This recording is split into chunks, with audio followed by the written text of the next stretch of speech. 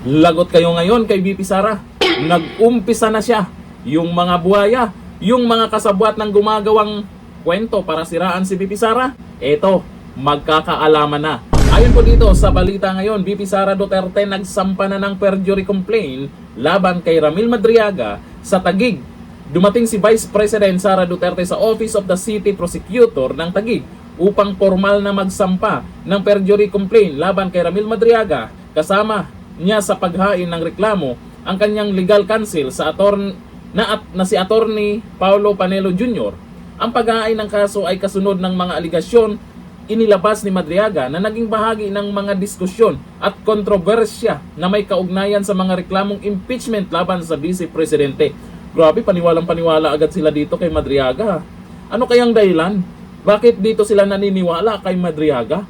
Pero doon sa 18 ex-Marine, mga bayani nating sundalo na kung saan binuking lang naman nila kung sino-sino yung nakatanggap ng mali-maletang pera.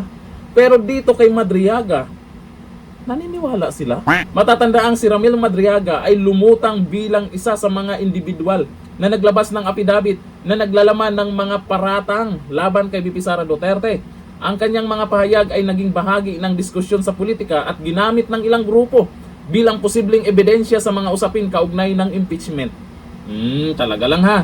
Gayunman, iginiit ng kampo ng Vice Presidente na walang katotohanan ang mga paratang at umano'y naglalaman ng maling impormasyon ang affidavit na inilahad ni Madriaga. Nung umpisa pa lang may mga nasilip na po dyan na mukhang may mali dyan sa affidavit ni Madriaga. Pero itong mga atat na mapa-impeach si VP Sara, paniwalang-paniwala. Bakit kaya? Dahil dito, nagpasya si VP Sara na magsampa ng perjury complaint, isang kasong kriminal na tumutukoy sa paggawa ng sinumpaang pahayag na naglalaman ng kasinungalingan sa isang opisyal na dokumento o affidavit. Tama lang yan. Hindi dapat hayaan na magkakaroon ng ganyan, gumagawa-gawa ng kwento, tapos ang bilis naniniwala tong mga congressman na gusto maipa-impeach si VP Sara, pero doon sa mas malupit talaga na lumantad para ibuking yung mga korap na politiko, tameme sila. Puro na lang kayo VP Sara. Puro na lang kayo Duterte.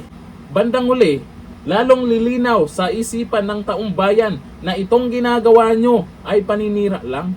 Puro kayo VP Sara confidential fund. Maraming mga nakatanggap ng mas malaking confidential fund dyan, hindi nyo inaalam. May mga issue ngayon na mas matinding korupsyon, hindi nyo tinutukan. Halatang halata na ang galawan nyo dyan.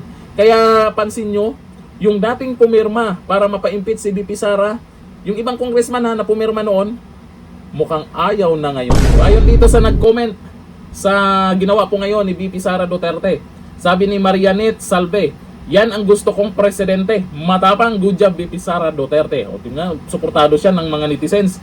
Sabi ni Lucy Jose Castro, tama, para malaman kung sino ang kasabwat niya. Sino kayang kasabwat ni Madriaga? Sino kayang kumakausap ka Madriaga? Ano kayang dahilan bakit naniniwala ka agad sila kay Madriaga?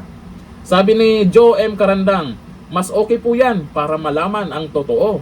Sabi ni Sin Sakar, ganyan nga, binigyan mo na sila ng leksyon.